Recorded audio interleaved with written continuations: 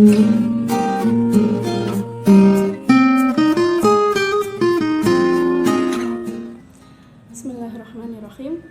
Assalamualaikum warahmatullahi wabarakatuh. Saya Dede Mu'arofah dari jurusan Bimbingan Konseling Islam Fakultas Dakwah UIN Sultan Maulana Hasanuddin Banten. Di sini saya akan menjelaskan mengenai konseling kelompok. Yang pertama, saya akan menjelaskan mengenai pengertian konseling kelompok terlebih dahulu.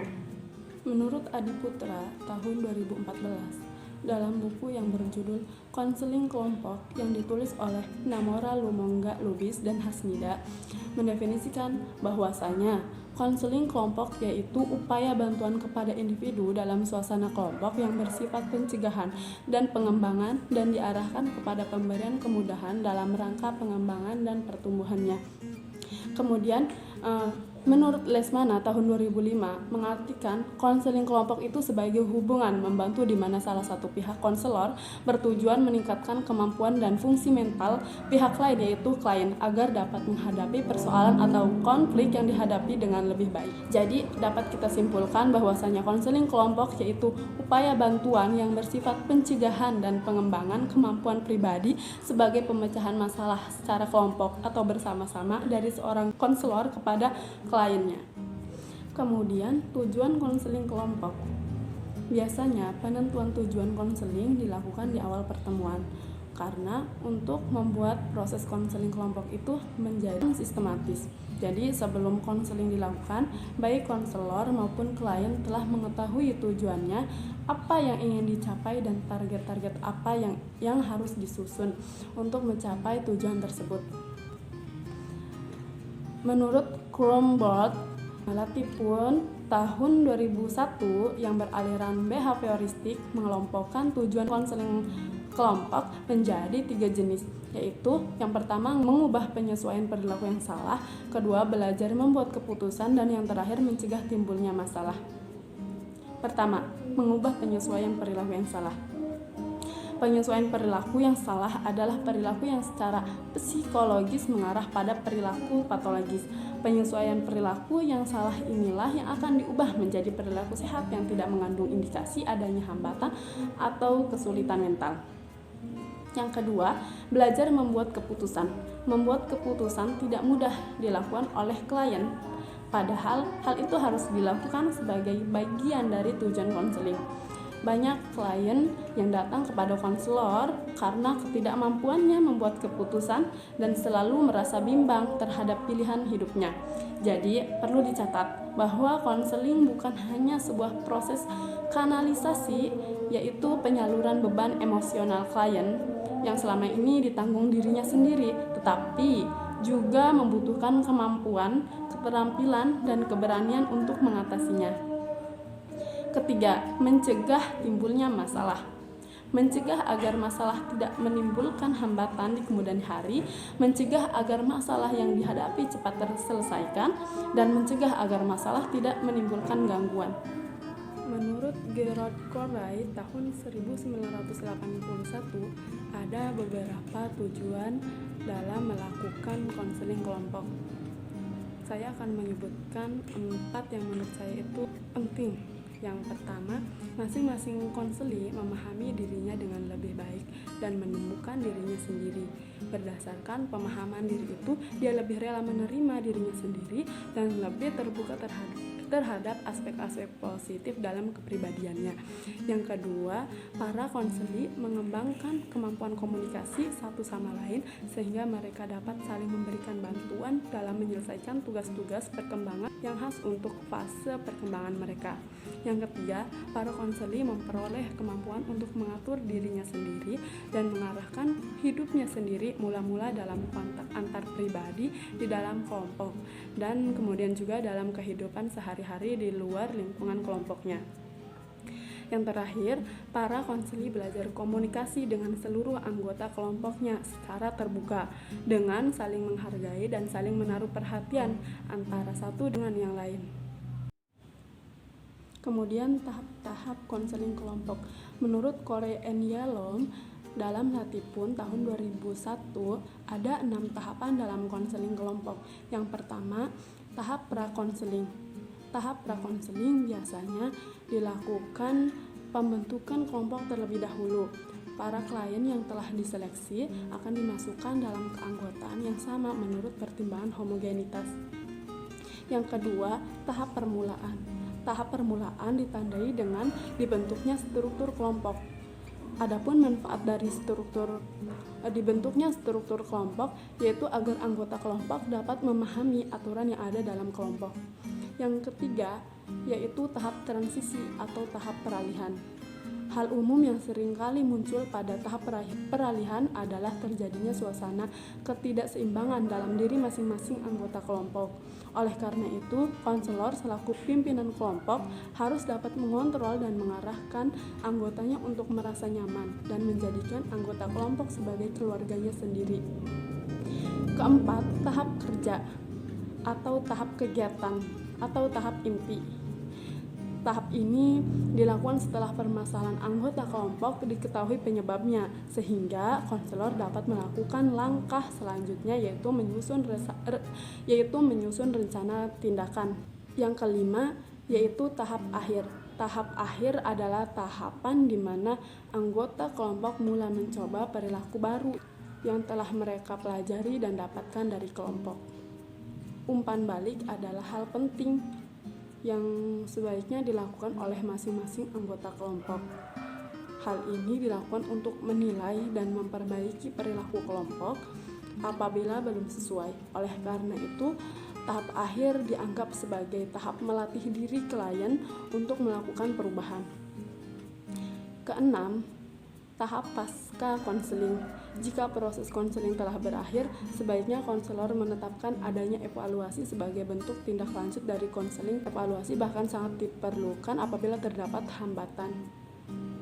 Evaluasi juga sangat penting untuk mengetahui apakah konseling kelompok tersebut berjalan dengan lancar atau ada hambatan atau mungkin ada yang kurang dalam melakukan proses konseling kelompok. Kemudian, teknik-teknik dalam konseling kelompok. Menurut Salahuddin, tahun 2010 ada 5 teknik yang ada dalam konseling kelompok, yaitu yang pertama, homeroom program. Homeroom program yaitu suatu program kegiatan yang dilakukan dengan tujuan agar pemimpin kelompok mengenal peserta kelompok lebih baik sehingga dapat membantunya secara efisien. Kedua, yaitu teknik karya wisata. Dengan karya wisata, siswa meninjau objek-objek menarik dan mereka mendapati informasi yang lebih baik dari objek tersebut. Siswa-siswa juga dapat kesempatan untuk memperoleh penyesuaian dalam kehidupan kelompok, misalnya pada diri sendiri, juga dapat mengembangkan bakat serta cita-citanya. Teknik selanjutnya yaitu teknik diskusi kelompok. Diskusi kelompok merupakan suatu cara yang memberikan kesempatan kepada siswa atau klien untuk memecahkan masalah bersama-sama. Setiap siswa mendapatkan kesempatan untuk menyumbangkan pikiran, gagasan masing-masing dalam memecahkan suatu masalah. Teknik selanjutnya yaitu teknik kegiatan kelompok. Kegiatan kelompok merupakan cara yang baik dalam konseling karena individu mendapatkan kesempatan untuk berpartisipasi dengan sebaik-baiknya. Banyak kegiatan tentu lebih berhasil jika dilakukan dalam kelompok. Dengan kegiatan kelompok, individu dapat menyumbangkan pikirannya dan dapat pula mengembangkan rasa tanggung jawabnya. Teknik yang selanjutnya yaitu organisasi siswa. Organisasi siswa, baik dalam lingkungan sekolah maupun di luar sekolah, adalah salah satu cara dalam bimbingan kelompok. Melalui organisasi, banyak masalah yang sifatnya individual maupun kelompok dapat diselesaikan melalui kegiatan kelompok. Siswa mendapat kesempatan untuk belajar mengenai berbagai aspek kehidupan sosial. Klien dapat mengembangkan bakat kepemimpinannya di samping memupuk rasa tanggung jawab dan harga diri. Kemudian, pendekatan dalam konseling kelompok. Yang pertama, di dalam konseling kelompok terdapat pendekatan psikoanalisis yang sudah kita ketahui bahwasanya psikoanalisis muncul dari pikiran Sigmund Freud. Menurut Muhammad Edi Kurnanto tahun 2013, halaman 37, para penganut teori psikoanalisis percaya bahwa teori ini sangat cocok dikembangkan dalam layanan konseling kelompok. Kepercayaan ini didasari oleh kenyataan bahwa keadaan jiwa seseorang selalu ada kaitannya dengan situasi sosial di mana orang tersebut berada. Dalam prakteknya, yang terpenting dari teori psikoanalisis adalah bagaimana seorang konselor mampu membuat pikiran konseli yang berada di luar kesadarannya menjadi sadar. Dalam hal ini adalah bagaimana kita bisa menata interaksi yang terjadi antara ID, ego, dan superego.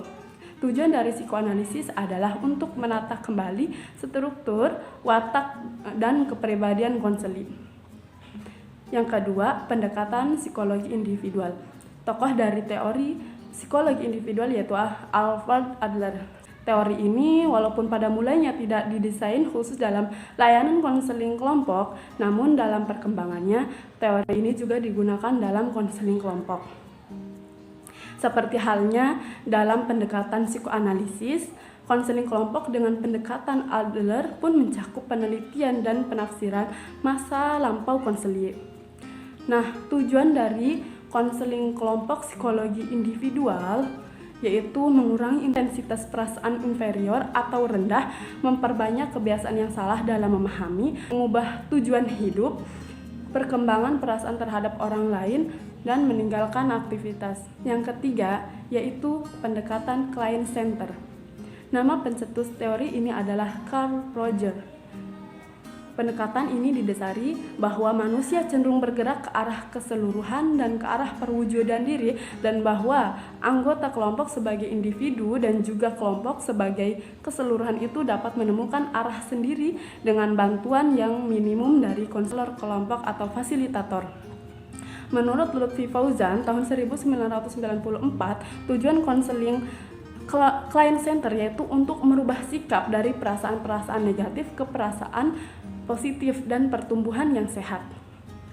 Pendekatan yang keempat yaitu pendekatan behavioral. Nama pencetus teori ini yaitu Skinner. Konseling behavioral membantu individu untuk mengontrol atau mengubah tingkah lakunya, dan fungsi konseling ini adalah memberikan perhatian khusus pada dampak lingkungan atas dirinya. Tujuan dari pendekatan behavioral yaitu membantu konseli atau klien menghilangkan perilaku bermasalah dan mempelajari tingkah laku yang lebih efektif lagi. Yang kelima yaitu pendekatan rasional emotif. Pendekatan ini dikembangkan oleh Albert Ellis. Teori ini sangat mengedepankan kemampuan konselor untuk berbagai upaya untuk mencari berbagai alternatif dalam menantang konselinya untuk sampai pada kesimpulan untuk berubah. Yang penting bagi pendekatan ini adalah keterampilan si konselor untuk menantang si konseli dan mengkonfrontasikan dan meyakinkan konseli mempraktikkan kegiatan baik di dalam maupun di luar konseling yang akan mengarah kepada perubahan yang konstruktif dalam pemikiran dan perbuatan konseli. Kemudian menurut Glading tahun 1995, tujuan pendekatan rasional emotif yaitu mengajak konseli untuk dapat berpikir rasional, memperbaiki dan mengubah sikap, persepsi dan cara berpikir, serta menghilangkan gangguan-gangguan emosional yang merusak diri sendiri seperti rasa takut, rasa bersalah, rasa berdosa, dan rasa cemas. Pendekatan yang selanjutnya yaitu pendekatan analisis transaksional. Pendekatan ini dikembangkan oleh Eric Berne yaitu pada tahun 1910 sampai 1970. Menurut Berne dalam Kurnanto Muhammad Edi 2013, pendekatan analisis transaksional bertujuan untuk membantu anggota kelompok memerangi masa lampau pada saat sekarang dalam rangka menjamin masa depan yang lebih baik. Dalam konteks ini, masa lampau disajikan melalui ego anak dan ego orang tua, sedangkan masa sekarang diwujudkan dalam bentuk ego dewasa. Pengetahuan yang mereka peroleh dari proses ini akan memungkinkan mereka melakukan transaksi yang lebih baik lagi dan mengambil posisi hidup saya, yaitu saya oke, kamu oke.